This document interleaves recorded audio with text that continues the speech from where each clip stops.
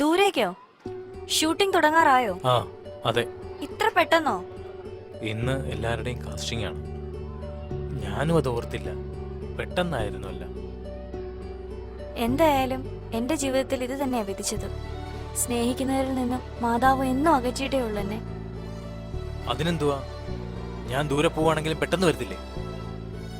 നീ വിഷമിക്കാതെ.